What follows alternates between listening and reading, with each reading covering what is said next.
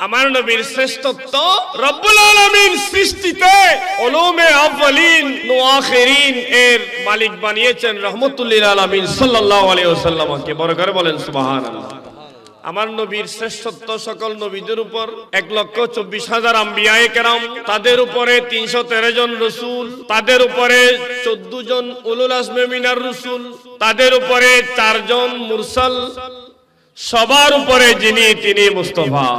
বড় করে বলেন সুবহানাল্লাহ। এত শান কেন? সবার চেয়ে ইলম বেশি সেজন্য। বড় করে বলেন সুবহানাল্লাহ। ইলমের কারণে হযরত সাইয়েদনা সুলাইমান আলাইহিস সালাম কে আল্লাহ রাব্বুল আলামিন দুইটি জিনিস সামনে রাখলেন। ও আমার নবী সুলাইমান, রাজত্ব রাখলাম তোমার সামনে, ইলম রাখলাম, তুমি কোনটা নিবে নাও? হযরত সুলাইমান আলাইহিস সালাম তো আল্লাহর নবী, তিনি ইলমের কদর জানেন, তিনি ইলম সম্পর্কে জানেন। হযরত সুলাইমান আলাইহিস সালাম বলেন, আল্লাহ আমাকে আপনি ইলম দান করুন। সুবহানাল্লাহ। সুলাইমান আলাইহিস সালামকে আল্লাহ বলেন, আমার নবী সুলাইমান, যখন তুমি চাইতে জেনেছো, ইলম তো দিলাম, রাজত্ব দিয়ে দিলাম। উচ্চস্বরে বলুন সুবহানাল্লাহ। ইলমি খেদমত, মাঠে ময়দানে খেদমত, তরিকতের খেদমত, ওয়াজ ও নসিহত, ভক্ত মুরিদদের অভাব অনটন দুঃখ মোচন, সাথে সাথে কিয়ামত পর্যন্ত যেন উম্মত পথহারা হতে না পারে, দিক নির্দেশনামূলক অসংখ্য কিতাব রচনা করে তিনি অমর হয়ে রয়েছেন। বড় করে বলি সুবহানাল্লাহ। এই যে যখনই কোনো বাজারের কিতাব খুলি আমরা, সেখানে নকলে ভরপুর, বেজালে ভরপুর। কিতাবের যে কথাগুলা কোরআন হাদিসের অপব্যাখ্যা, এমন ভাবে বাতিল ফেরকারা দ্বীনের বাগানকে ধ্বংস করার পায়তারা করতেছে, সাধারণ ইমানদারের ঈমান রক্ষা করা অত্যন্ত কঠিন হয়ে পড়েছে। হযরত সাইয়েদনা ইমাম আবুল কাসেম কুশাইরি রাহমাতুল্লাহি তাআলা আলাইহি উনি লিখতেছেন, একজন আল্লাহওয়ালা তিনি শুধু কিতাব লিখতেন, ভক্ত মুরিদদের তালিম তরবিয়ত দরস তদরিসে রত থাকতেন। ইনি আবার কিতাব লিখতেন, একটা কিতাব লেখা হলে সেটা আলমিরার মধ্যে রেখে দিতেন, আর একটা কিতাব লেখা হলে সেটাও আলমিরার মধ্যে রেখে দিতেন। এভাবে অসংখ্য কিতাবাদি লিখে তিনি আলমিরা ভর্তি করে রাখলেন, ছাপানোর জন্য নির্দেশ না দিয়ে। যখন কিতাবাদি লেখা সুসম্পন্ন হলো, সেগুলা ছাপাখানায় না দিয়ে সে মহান আল্লাহর ওলি তিনি বক্তব্যকে নির্দেশ দিলেন, তোমরা এই আলমিরাটা মজবুত তালা লাগাও। শক্ত কি লাগাও? তালা লাগাও। তালা লাগিয়ে দেওয়ার পর হুকুম দিলেন, তোমরা এটাকে গিয়ে সাগরে নিক্ষেপ করে আসো। কোথায়? সাগরে ফেলে দিয়ে আসো। এখন হুজুরের সারা বছরের সাধনা লিখা বক্তারা সেটা তো কোনোভাবে মেনে নিতে পারছেন না, হুজুরের উপর কথার উপর আপত্তিও করতে পারছেন না। এহেন সংকটময় মুহূর্তে সে আল্লাহওয়ালা মুরিদদেরকে হুকুম দিলেন, কাল বিলম্ব করিও না, আমার সময় প্রায় শেষের দিকে, তোমরা এই কিতাবগুলো সাগরে নিক্ষেপ করে আসো, আলমিরা সহ। বড় করে বলেন সুবহানাল্লাহ। তারা কান্না করতে করতে সেই কিতাব ভর্তি আলমিরা কাঁধে নিয়ে যেতে যেতে যেতে যেতে নদীর কিনারে তারা পৌঁছে গেলেন। আলমিরাটা তারা পানির উপর ভাসিয়ে দিলেন, পানির উপর ভাসিয়ে দিলেন। তারা আশ্চর্য হয়ে সকলে লক্ষ্য করলেন সেই কিতাব ভর্তি আলমিরা হঠাৎ দৌড়ে সাগরের মাঝখানে চলে গেল। সাগরের মাঝখানে পৌঁছে গিয়ে সেই কিতাব ভর্তি আলমিরাটা সোজা হয়ে সাগরে ডুবে গেল। সব কিতাব এখন কোথায়? সাগরে ডুবে গেল। যেই মাত্র সাগরে সকল কিতাব ভর্তি আলমিরা ডুবে গেল, ডুবে যাওয়ার সাথে সাথে ওই বরাবর একটি হাত দেখা গেল। তাদেরকে মুবারকবাদ ধন্যবাদ জানালো। সুবহানাল্লাহ। এটা দেখে তারা আরো আশ্চর্য হয়ে গেল। দৌড়ে আসলেন হুজুরের কাছে। হুজুর, আমরা তো কোনো কিছুই বুঝতে পারছি না, হুজুর কি ঘটতেছে এগুলা? বলে কি দেখেছো? হুজুর, আমরা আলমিরাটা যখন নদীর পানিতে রাখলাম, সেটা সোজা দৌড়ে চলে গিয়ে মাঝখানে গিয়ে সোজা হয়ে ডুবে গেল। তারপর দেখলাম একটি হাত উঠে আমাদেরকে টাটা দিল। কি দিল?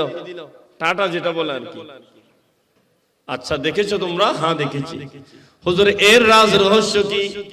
সে আল্লাহওয়ালা বলেন, শোনো শোনো, কিয়ামতের আগে এক কঠিন সময় উম্মতের সামনে আসবে। দুনিয়ার বাজারের সকল কিতাবগুলা নকল হয়ে যাবে। বাতিলদের নগ্ন হস্তক্ষেপে সহি শুদ্ধ কিতাবগুলা, সকল কিতাবগুলা নকলে ভরে যাবে। আমি আজকে আমার সারা জীবনের লেখা সকল কিতাব হযরতে খাজা খিজির আলাইহিস সালামের কাছে আমানত রেখেছি। খিজির আলাইহিস সালামের কাছে আমানত রেখেছি। যখন সব বেজালে পরিপূর্ণ কিতাবাদি দুনিয়া ভরে যাবে, তখন খাজা খিজির আলাইহিস সালাম আমার রেখে যাওয়া ওই সব কিতাব দুনিয়াবাসীকে আবার উপহার দেবেন। সুবহানাল্লাহ। কিতাব লেখার এত গুরুত্ব। তা আজকে আমাদের হযরতে সৈয়দি কাদরী সাহেব হুজুর কিবলা এত কিতাব কেন লিখেছেন সেটা হুজুর জানেন। কারণ এমন কোন বিষয় নাই, আকীদার বলেন, শরীয়ত তরিকতের এমন কোন গুরুত্বপূর্ণ বিষয় নাই যেগুলা হুজুর আমাদের জন্য লিখে যান নাই। বড় করে বলেন আলহামদুলিল্লাহ। ইলমের বড় ফজিলত।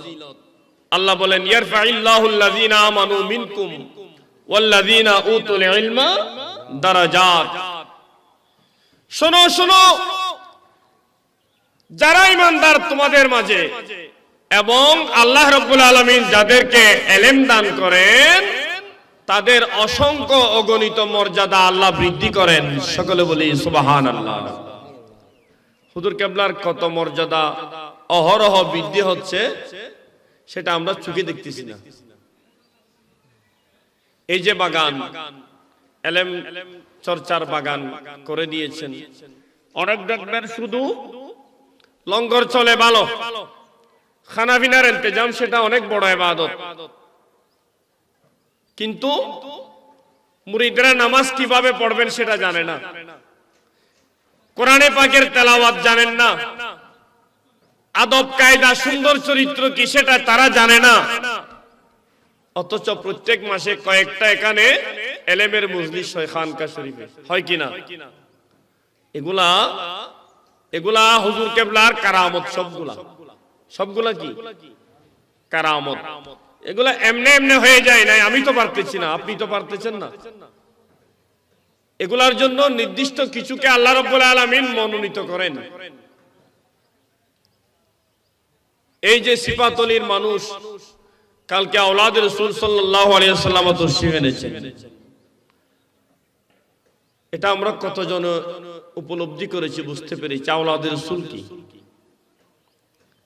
আরো 12 ইমামের অন্যতম সৈয়দনা ইমাম মুসা কাযিম রাদিয়াল্লাহু তাআলা আনহুর বংশধর।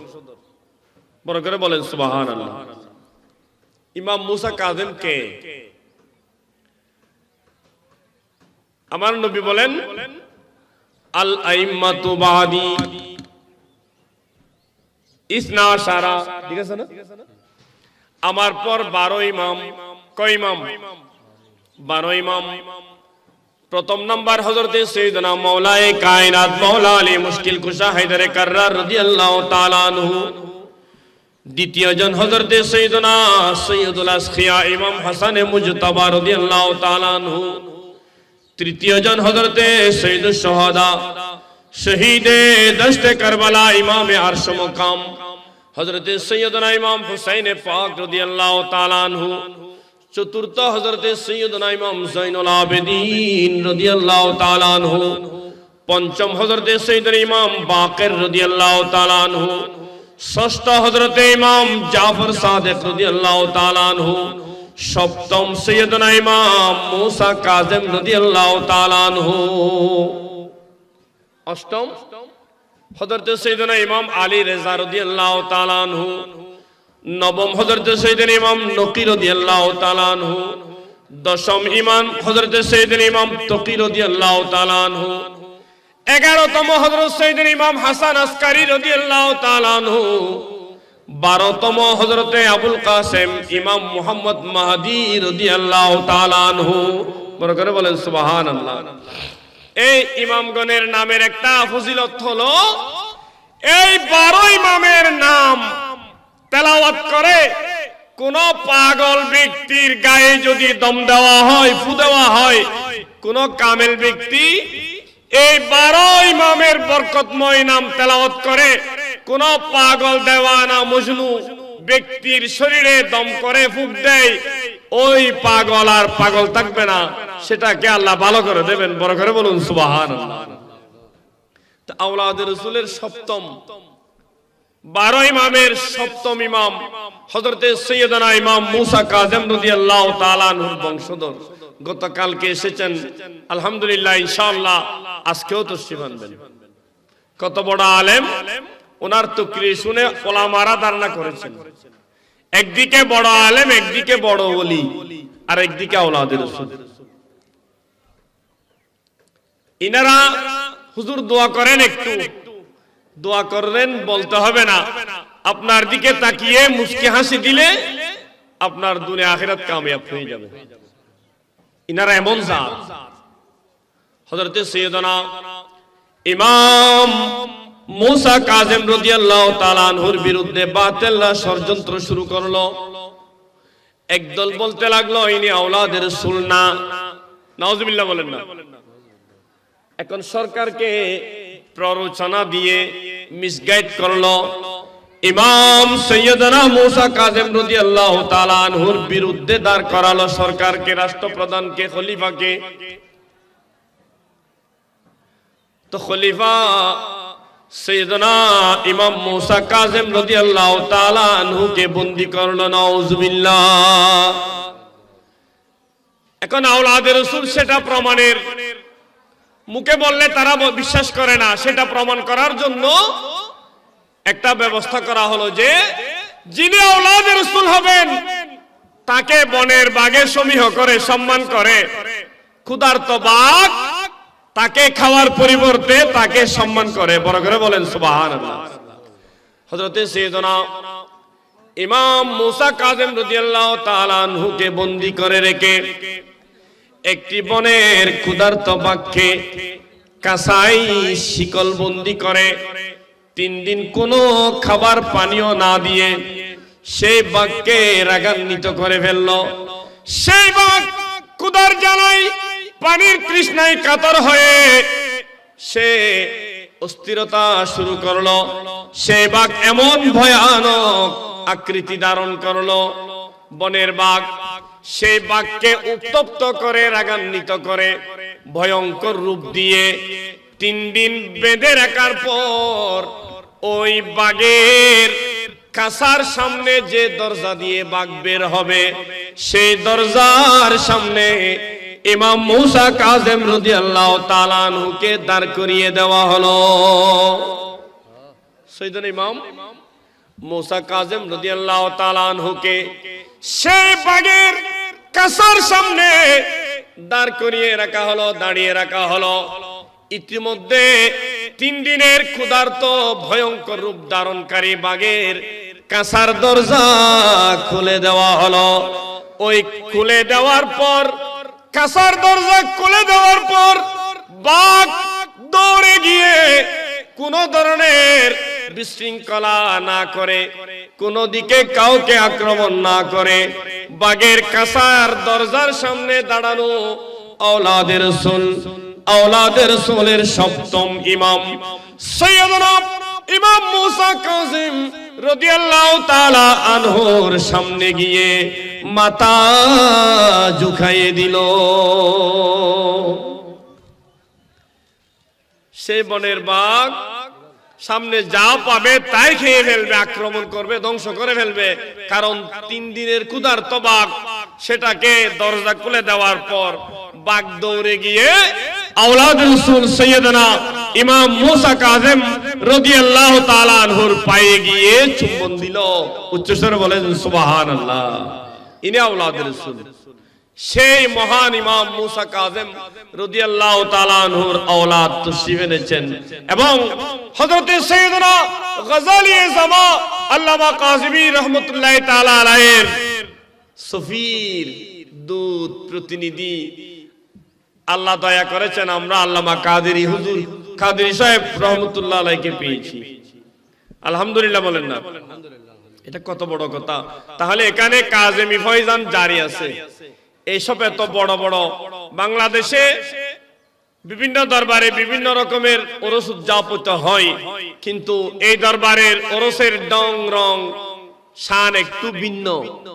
দেখেন এমন ইন্তজাম হাতে গোনা কয়েকটা দরবারে দেখা যায়। এটা দেখবেন মাত্র 7ম বছরে হলো, এটা এমন এক মডেল হয়ে যাবে ওরসের, সারা বাংলাদেশ এটা নিয়ে এক সময় আলোচনা করবে। সুবহানাল্লাহ। ঠিক কেমনে হচ্ছে এগুলা? এগুলা ফয়জানে মুস্তাফা সাল্লাল্লাহু আলাইহি ওয়াসাল্লাম, ফয়জানে আওলাদের রাসূল সাইয়্যিদনা ইমাম মুসা কাযিম রাদিয়াল্লাহু তাআলা আনহু, আওলাদের রাসূলের ফয়জান এখানে জারি। বড় করে বলেন সুবহানাল্লাহ। ইলম আল্লাহর প্রিয় রাসূল সাল্লাল্লাহু আলাইহি ওয়াসাল্লাম সকল নবীগণের ইমাম, সকল নবীগণের ইমাম। 3য় পারায় রব্বুল আলামিন ইরশাদ করেন, তিলকার রাসূল ফাদ্দালনা বা'দাহুম আলা বা'দ মিনহুম মান কাল্লামাল্লাহু ওয়া রাফা'a বা'দাহুম দারাজাত ওয়া রাফা'a বা'দাহুম দারাজাত। সেটা আমাদের প্যারা রাসূল সাল্লাল্লাহু আলাইহি ওয়াসাল্লাম। বড় করে বলেন সুবহানাল্লাহ। মসিহুল্লাহ कलीमुल्लाह खलीलुल्लाह के नक्शों में, मसीहुल्लाह कलीमुल्लाह खलीलुल्लाह के नक्शों में पसंद आया है खालिद को हबीबुल्लाह का नक्शा, पसंद आया है खालिद को हबीबुल्लाह का नक्शा। सलातुन या रसूलल्लाह अलैकुम। जिसे तुम काबा कहते हो वो आईना है कुदरत का, जिसे तुम काबा कहते हो वो आईना है कुदरत का, वहां तुम देख लो जाकर रसूलुल्लाह का नक्शा। सलातुन या रसूलल्लाह अलैकुम सलामुन या। দেখেন তাহলে আমার নবীর শ্রেষ্ঠত্ব রব্বুল আলামিন সৃষ্টিতে উলুমে আউয়ালিন ও আখিরিন এর মালিক বানিয়েছেন রহমতুল লিল আলামিন সাল্লাল্লাহু আলাইহি ওয়াসাল্লামকে। বড় করে বলেন সুবহানাল্লাহ। আমার নবীর শ্রেষ্ঠত্ব সকল নবীদের উপর 1,24,000 আম্বিয়ায়ে কেরাম, তাদের উপরে 313 জন রসুল, তাদের উপরে 14 জন উলুল আজমে মিনার রসুল, তাদের উপরে 4 জন মুরসাল, সবার উপরে যিনি তিনি মুস্তাফা। বড় করে বলেন সুবহানাল্লাহ। এত শান কেন? সবার চেয়ে এলেম বেশি, সেজন্য। বড় করে বলেন সুবহানাল্লাহ। এলেমের কারণে হযরত সাইয়েদনা সুলাইমান আলাইহিস সালাম কে আল্লাহ রাব্বুল আলামিন দুইটি জিনিস সামনে রাখলেন। ও আমার নবী সুলাইমান, রাজত্ব রাখলাম তোমার সামনে, এলেম রাখলাম, তুমি কোনটা নিবে নাও? হযরত সুলাইমান আলাইহিস সালাম তো আল্লাহর নবী, তিনি এলেমের কদর জানেন, তিনি এলেম সম্পর্কে জানেন। হযরত সুলাইমান আলাইহিস সালাম বলেন, আল্লাহ আমাকে আপনি এলেম দান করুন। সুবহানাল্লাহ। সুলাইমান আলাইহিস সালামকে আল্লাহ বলেন, আমার নবী সুলাইমান, যখন তুমি চাইতে জেনেছো, এলেম তো দিলাম, রাজত্ব দিয়ে দিলাম। উচ্চস্বরে বলুন সুবহানাল্লাহ। এলেম থাকলে রাজত্ব অটোমেটিক চলে আসবে। যার কাছে এলেম থাকবে তার কাছে অটোমেটিক রাজত্ব চলে আসবে। সৈয়দুল ইমাম শরফুদ্দীন বুসিরি রহমাতুল্লাহি তাআলা আলাইহি কসিদায়ে বুরদা শরীফের 10ম অংশে 10ম অধ্যায়ে তিনি লিখতেছেন, কি সুন্দর লিখতেছেন। আমরা একজন মদিনা তৈয়বাই, একজন আরব কোন এক রাষ্ট্রের আলেম কসিদা বুরদা শরীফ পড়তেছেন। কি পড়তেছেন? একজন মতোয়া এসে, সেটা আমি দেখেছি নিজের চোখে মদিনা শরীফে 2010 সালে। একজন মাওলানা এসে ওই আকীদার কসিদা বুরদা শরীফটা হাতে নিল।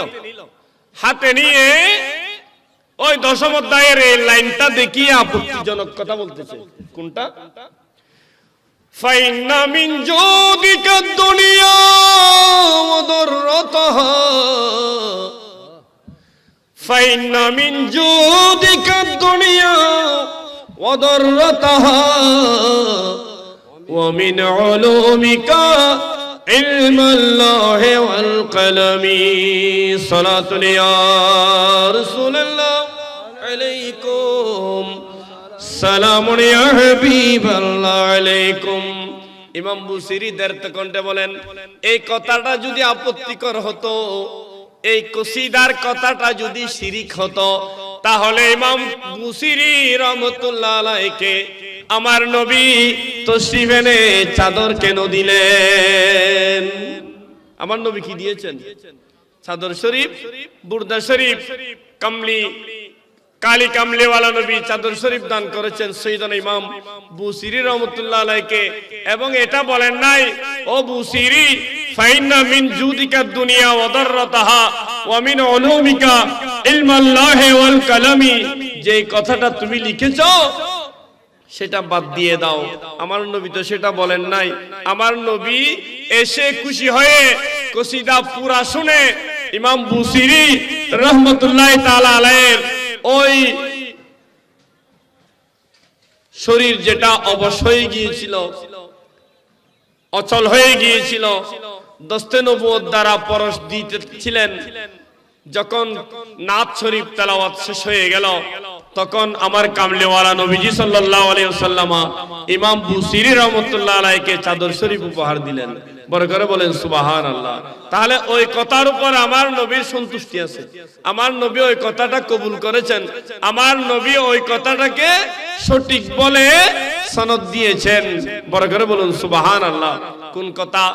ইমাম বুসিরি বলেন, ফাইন্না মিন জুদিকা দুনিয়া ওয়া দাররাতাহা, ইয়া রাসূলুল্লাহ, আপনার দয়া করুণা করম থেকে এই দুনিয়া আখিরাতের ওজুদ অস্তিত্ব, দুনিয়া আখিরাত সবকিছু তো আপনার কারণে। বড় করে বলুন সুবহানাল্লাহ।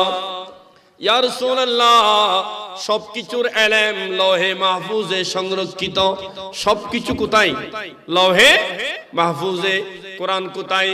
বাল হুয়া কুরআনুম মাজিদুন ফি লাউহিম মাহফুজ। সবকিছু লৌহে মাহফুজে সংরক্ষিত। ইমাম বুসিরি বলেন, ইয়া রাসূলুল্লাহ, ইয়া হাবিবাল্লাহ, লৌহে মাহফুজে সবকিছু সংরক্ষিত রয়েছে।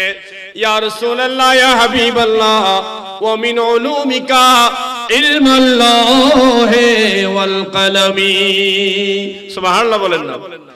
কিতাবের মধ্যে অধ্যায় আছে না, একটা কিতাবের 100 পৃষ্ঠা, প্রথম অধ্যায়, দ্বিতীয় অধ্যায়, তৃতীয় অধ্যায়, চতুর্থ অধ্যায়, পঞ্চম অধ্যায়, এভাবে অসংখ্য অধ্যায় থাকে। সাইয়েদনা ইমাম শরফুদ্দীন বুসিরি বলেন, ইয়া রাসূলুল্লাহ, ইয়া হাবিবাল্লাহ, সকল ইলম লৌহে মাহফুজে সংরক্ষিত।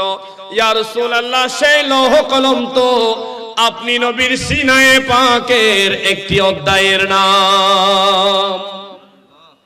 আপনার এলমের একটি কি নাম? অধ্যায়ের। দেখেন ইমাম বুসিরি কত বড় কথা বলেছেন।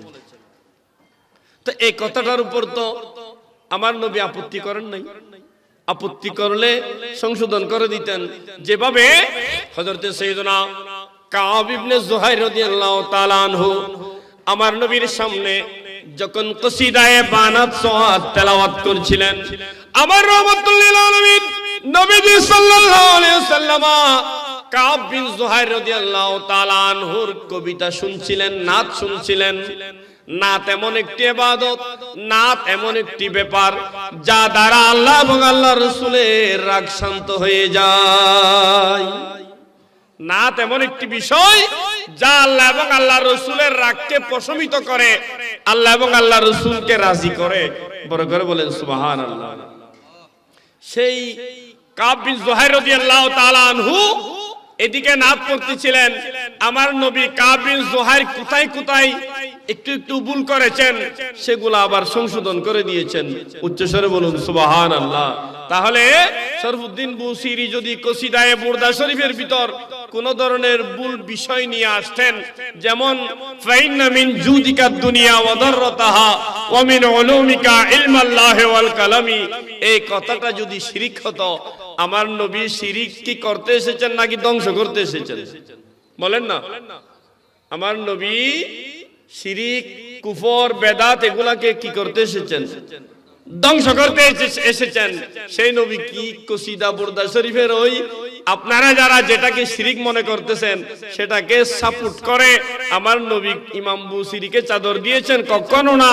সেই কথাটা একদম সঠিক, কারণ রব্বুল আলামিন আমার নবীকে যা দেওয়ার সবকিছু আল্লাহ রব্বুল আলামিন কুদরতি হাতে দান করেছেন।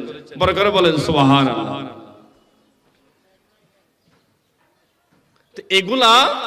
এগুলা বোঝার জন্য মাদ্রাসায় গিয়ে অনেকে মনে করে মাদ্রাসায় গেলেই কি হয়ে যায়, বড় মাওলানা হয়ে যায়। মাদ্রাসায় যেতে হবে। মাদ্রাসায় যাওয়ার পরেও আল্লাহ রাব্বুল আলামিন কি বলেন? ইয়া আইয়ুহাল্লাযীনা আমানুত্তাকুল্লাহা হাক্কা তুকাতিহি, ও আমার ইমানদার বান্দারা, রব্বুল আলামিন আল্লাহ রব্বুল আলামিনকে তোমরা যথাযথভাবে ভয় করো। ওয়ালা তামুতুন্না, তোমরা মরিও না, মৃত্যুবরণ করো না। ইল্লা, হ্যাঁ মৃত্যুবরণ যদি করতে হয়, ওয়া আনতুম মুসলিমুন, মুসলমান হয়ে মৃত্যুবরণ করো। এটা বলতেছেন ইমানদারকে। তো ইমানদারকে মুসলমান হওয়ার জন্য মৃত্যুর আগে আল্লাহ কি বলতেছেন? এটা ইমানদারকে আল্লাহ বলতেছেন, যদি তুমি, যেহেতু ইমানদারকে আল্লাহ ভালোবাসেন, ইমানদারকে কে ভালোবাসেন? আল্লাহ ইমানদারকে ভালোবাসেন। সেজন্য প্রিয় বান্দাদেরকে আল্লাহ বলেন, আমার কাছে আসার আগে কামেল পীরের হাতে বায়াত গ্রহণ করো। সুবহানাল্লাহ বলেন। আমার কাছে আসার আগে, মৃত্যুর আগে কামেল পীরের হাতে বায়াত গ্রহণ করো। বড় করে বলেন সুবহানাল্লাহ। সালাতুন ইয়া রাসূলুল্লাহ আলাইকুম, সালামুন ইয়া হাবিবাল্লাহ আলাইকুম, জামাহজুরি বরামদ জানে আলম, तरहम या नबी अल्लाह तरहम, सलातुन या रसूल अल्लाह अलैकुम, सलामुन या हबीब अल्लाह अलैकुम। बहुस्ने ইহতিমামত কার জামি তোফাইলে দিগার বায়দ তামামি সালাতুলিয়া।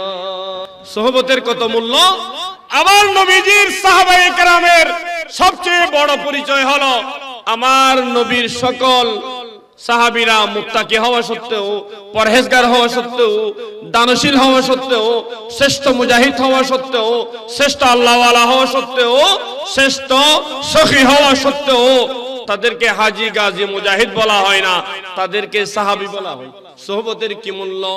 হযরতে সাইয়্যিদনা দাউদ আলাইহিস সালামের জবুর কিতাবের তেলাওয়াত শোনার জন্য পাখিগুলা পাকা ডানা একটার সাথে একটা লাগিয়ে তারা শামিয়ানা করত। নদীর মাছগুলো ও নদীর কিনারে চলে আসতো শনিবার। কিবার? শনিবার। দাউদ আলাইহিস সালামের তেলাওয়াত শোনার জন্য মাছগুলা চলে আসতো। এটা একটা riwayat। আরেক riwayat হলো হযরতে সাইয়্যিদনা ইউনূস আলাইহিস সালামকে যে মাছ পেটে ধারণ করেছিলেন সেই মাছ আর কোনো সাধারণ মাছ নাই।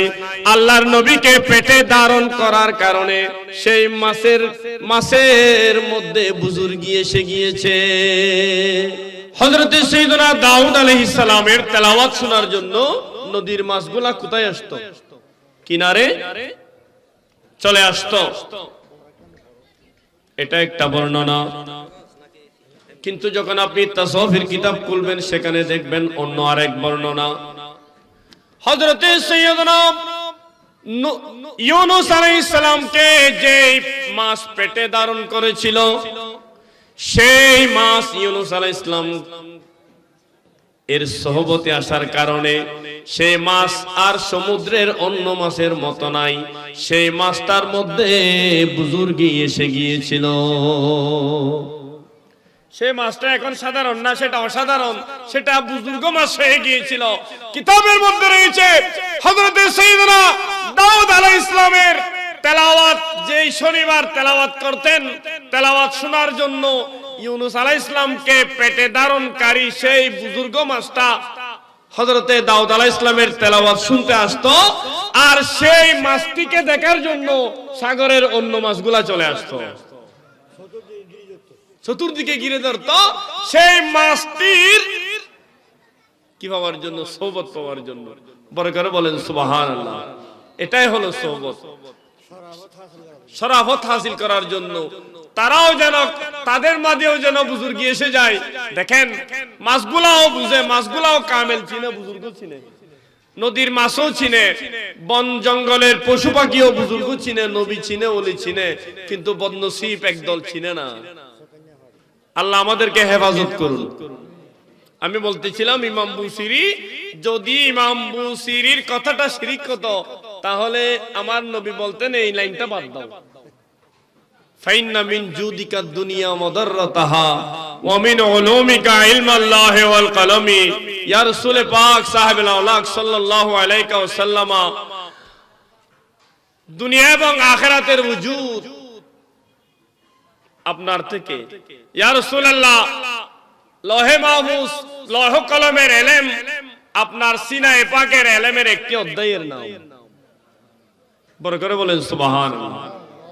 তো এই যে হুজুর কেবলা আজকে এখানে প্রেমের বাগান সাজিয়েছেন, এখানে আমাদের অন্তরে একটা খুশি কাজ করতেছে না? বলেন না, একটা আনন্দ, একটা উৎসবের রূপ ধারণ করেছে, এটা ঠিক না? আরে প্রেম, প্রেমে পড়ে, প্রেমের কারণে হযরতে ইমামে হুসাইন রাদিয়াল্লাহু তাআলা আনহু হুজুর কেবলা জান দিয়েছেন, নিজের জীবন কুরবানি করেছেন, ধন সম্পত্তি কুরবানি করেছেন প্রেমের কারণে। সাইয়্যিদুনা ইমাম আরশ মাকাম ইমাম হুসাইন পাক রাদিয়াল্লাহু তাআলা আনহু বলেন, ইশক প্রেমের 70টি মাকাম আছে। প্রেমের মাকাম কয়টা? 70টা। সবচেয়ে নিচু মাকাম হলো নিজের মাথাটা কেটে প্রেমাস্পদের কদমে কুরবান করা। তো সবচেয়ে নিচু মাকাম যদি নিজের গর্দানটা কেটে প্রিয়তমের কদমে কুরবানি করা, উঁচু মাকামটা কোথায়? সুবহানাল্লাহ বলেন না। এই একটা নজর, একটা কি, একটা নজর পাওয়ার জন্য। হুজুর কেবলা রাজি, মুর্শিদ রাজি, গৌসে পাক রাজি, গৌসে পাক রাজি, মৌলায়ে কায়নাত রাজি, মৌলায়ে কায়নাত রাজি, নবী রাজি, নবী রাজি, খোদা রাজি, ঠিক না? সেজন্য আওলাদ রাসূল আজকেও তশরিফ আনবেন, আপনারা জানেন সেটা। আজকে যেন আমরা আর এই হেলাই সুযোগ হারাবেন না। একটা কথা বলে না, আওলাদ রাসূল আপনাদের দিকে তাকিয়ে হাসবেন, আপনাদের বেড়া পার, দুনিয়া আখিরাত কামিয়াব হয়ে যাবে আমাদের। একজন ওলিয়ে কামেল আপনার দিকে দৃষ্টি দিবেন, বেলায়েতি দৃষ্টি, মায়ার নজর, দয়ার নজর, নিগাহে করম দিবেন, দুনিয়ায় আর কিছু লাগবে না। একটা ওলির একটা নিগাহে কামেল মর্দে খুদার একটি নিগাহে করম দুনিয়া এবং আখিরাতে আমার জন্য যথেষ্ট। তো সেজন্য আমি সকল যারা বাইরে ঘুরেন, যেসব ভাইয়েরা আসেন মহব্বত নিয়ে কিন্তু বাইরে ঘুরেন, এটা এখানে অনেক কিছু শিখবো আমরা, আওলাদ রাসূলের চেহারা দেখবো, এখানে প্রেমের বাগানে বসে আল্লাহ এবং আল্লাহ রাসূলকে রাজি করব। আমরা বাইরে ঘুরলে হুজুরও খুশি হবেন না, গৌসে পাকও খুশি হবেন না, হযরত গাজ্জালী জমাও খুশি হবেন না, নবীও খুশি হবেন না, আল্লাহও খুশি হবেন না। আমি ঘুরে অহেতুক সময়টা নষ্ট করব না। আমরা যেহেতু দরবারে মহব্বত নিয়ে এসেছি, আমরা এই মাহফিল কানায় প্যান্ডেলে বসে থাকবো যতক্ষণ মাহফিল, আজকের দিনটাই তো শেষ, কালকে তো আপনাকে আর কেউ ডাকবে না। বৃষ্টির সময় বৃষ্টির পানি সংগ্রহ করতে হয়। এখানে আল্লাহর অগণিত রহমত, নিয়ামত, বরকত নাজিল হচ্ছে, অহরহ পয়হম অবিরত নাজিল হচ্ছে। বরকরে বলেন সুবহানাল্লাহ। আমি আমার আলোচনা এখানে ওস্তাদগণের দাদা ওস্তাদ বসে রয়েছেন, আমাকে ছেলে হিসেবে আমাকে অনুমতি দিয়েছেন, বলতে পারবে, সেই সাহস নিয়ে বলতেছি। ভুল ত্রুটি তো অনেক হওয়ার সম্ভাবনা, মানুষ ভুল করবেই। আমি আল্লাহ এবং আল্লাহ রাসূলের পাক দরবারে ক্ষমা চেয়ে, আপনাদের সকলের দোয়া চেয়ে আলোচনা শেষ করলাম। আসসালামু আলাইকুম ওয়া রাহমাতুল্লাহি ওয়া বারাকাতুহু।